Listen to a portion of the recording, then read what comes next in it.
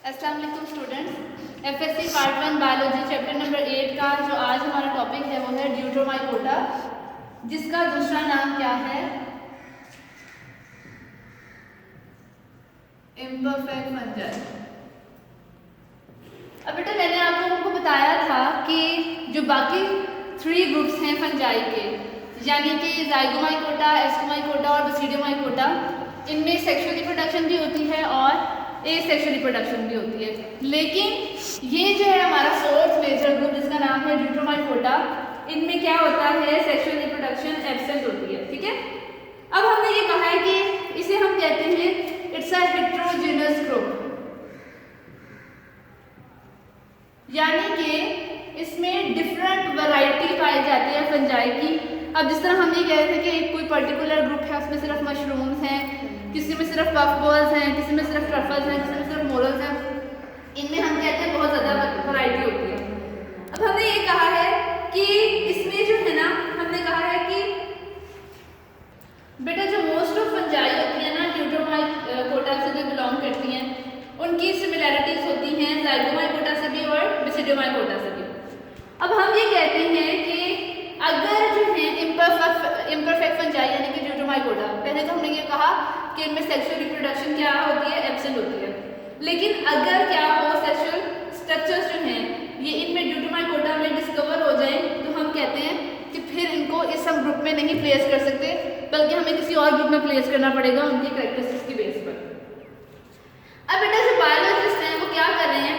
Imperfect fungi जो है ना उसको क्लासिफाई कर रहे हैं उनका डीएनए सीक्वेंस देखकर,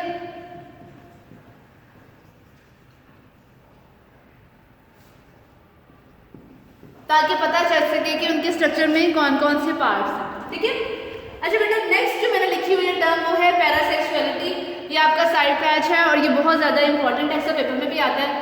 पैरासेक्सुअलिटी का क्या मतलब होता है? ये देखिए बेटा, ये एक हाइफी है, ये है इसके न्यूक्लियाई। ठीक है, अब जब मैं सेक्सुअल रिप्रोडक्शन की बात करती थी तो मैं ये कहती थी आप लोगों को हमेशा कि ये वाला ये एक फंजाई है, यानी कि एक हाइफी है, ये दूसरा हाइफी है। ठीक है, और इनका पहले साइटोप्लाज्म फ्यूज करें। ठीक है, साइटोप्लाज्म फिर इनके अंदर जो न्यूक्लियाई है वो फ्यूज करते थे और क्या बन जाता था? जाइगोट। ठीक है, ये क्या है? Sexual reproduction.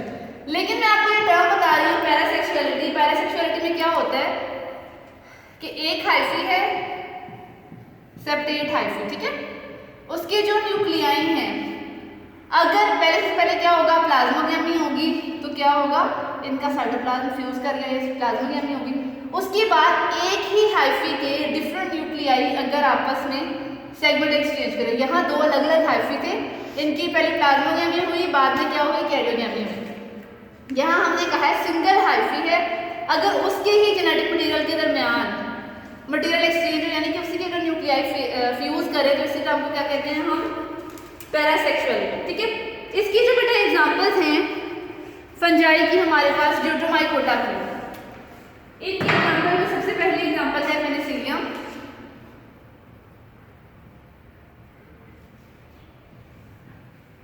जिसे हम ब्लू ग्रीन मोल्ड भी कहते हैं। उसके बाद आती है एस्परजिलस, उसके बाद आती है ऑल्टरनेरिया। ऑल्टरनेरिया जो है बेटा ये साइंटिफिकली बहुत इंपॉर्टेंट है। इसके अलावा आती है फ्यूजेरियम, इसके बाद आती है हेलमिंथोस्पोरियम।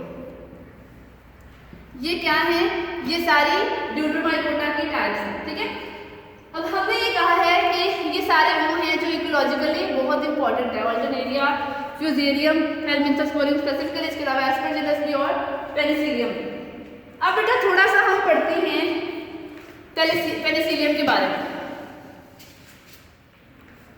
ये क्या होती है? ये होती है सेप्रोट्रोफिक फंजाई। सेप्रोट्रोफिक वो होती है जो हम कहते हैं कि डिफरेंट डाइजेस्टिव एंजाइम से क्रिएट करती है, और वो डिफरेंट एंजाइम जो है वो फूड को जो है यानी कि प्लांट्स वगैरह उनको डिसॉल्व करते हैं और उनको फिर अब्जॉर्ब करके अपनी फूड हासिल करते हैं। अब हमने ये कहा है कि ये मोस्टली पाई जाती है डिकेइंग फ्रूट्स पर, ब्रेड पर। इसकी जो हाइफी होते हैं पेनिसिलियम के, वो हमेशा क्या होते हैं? सेप्टेट यानी कि उनमें क्रॉस वॉल्स प्रेजेंट होती हैं। अब बेटा हमने ये कहा, इनमें क्या कहा, ड्यूटोमाइकोटा में सेक्सुअल रिप्रोडक्शन एब्सेंट होती है। ए सेक्सुअल रिप्रोडक्शन होती है स्पोर फॉर्मेशन के जरिए, और कौन से स्पोर्स फॉर्मेशन, कोनिडिया, सही, कोनिडिया में स्पोर्स ही बनते हैं ना। अब हमने बेटा ये स्ट्रक्चर एक पढ़ा था,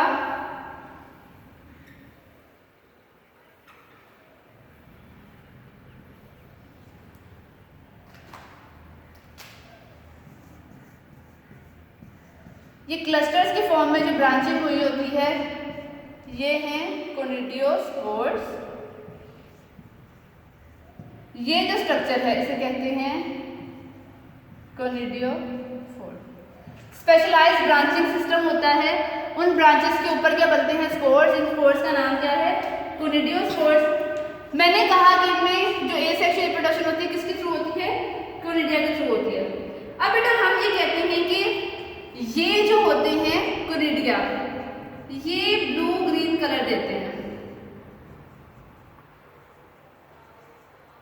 किसको, माइसीलियम।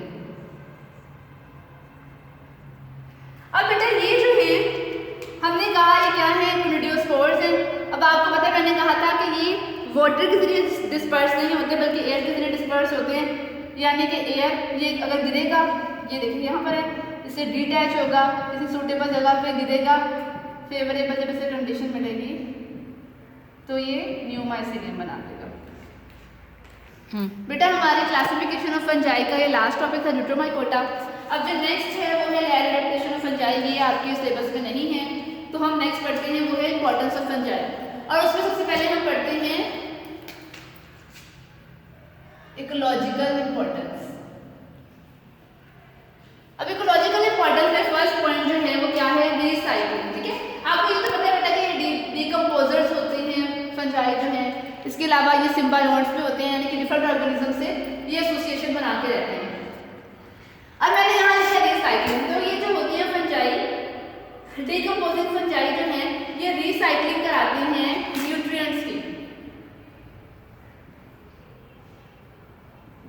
और ये जो सारे न्यूट्रिएंट्स हैं ये किसी ऑर्गेनिज्म की बॉडी के अंदर अकोमुलेट हो जाते हैं और फिर इनको फंजाई अपने फूड के तौर पे यूज करते हैं। इसके अलावा बेटा अभी हमने बात की कि ये सिम्बायोट्स हैं, यानी कि ये एक एसोसिएशन बना के रहते हैं, माइकोराइजल फंजाई।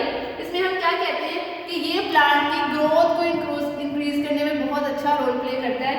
इसके अलावा जो 95 हमने पढ़ा था कि 95% जो वेस्कुलर प्लांट्स हैं वो इस एसोसिएशन में रहते हैं। ये जो लाइकेंस होते हैं हमने इसके बारे में भी सारा पढ़ा हुआ है कि रॉक्स वगैरह पे ग्रो करते हैं और ये क्या करते हैं, इकोलॉजिकल सक्सेशन कराने में इन्वॉल्व है। इकोलॉजिकल सक्सेशन क्या होती है कि कोई ऐसी जमीन जो बंजर हो, ठीक है, जहाँ पे पहले कोई सब्जा वगैरह ना उगा हो, ऐसी जमीन जो बंजर हो उस पर सब्जा उगाना, इसे क्या कहते हैं, सक्सेशन। ये जो फंजाई है स्पेसिफिकली लाइकेंस, ये वर्क करते हैं एज बायो इंडिकेटर्स, यानी कि पोल्यूशन को डिटेक्ट करते हैं with the help of living organism, और फिर उसको डिटेक्ट करके पोल्यूशन को बायोरिमेडिएशन के प्रोसेस से क्या करते हैं, इरेडिकेट करते हैं।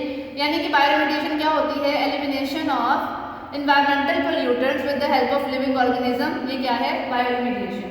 बेटा इसके नेक्स्ट जो है वो है कमर्शियल इंपॉर्टेंस, वो हम कल पढ़ेंगे। ये जो है इकोलॉजिकल इंपॉर्टेंस ये लॉन्ग में भी आ जाती है, ड्यूटोमाइकोटा उस पर भी लॉन्ग में नोट आ जाता है, इसके अलावा शॉर्ट क्वेश्चन के लिए भी ये बहुत इंपॉर्टेंट है।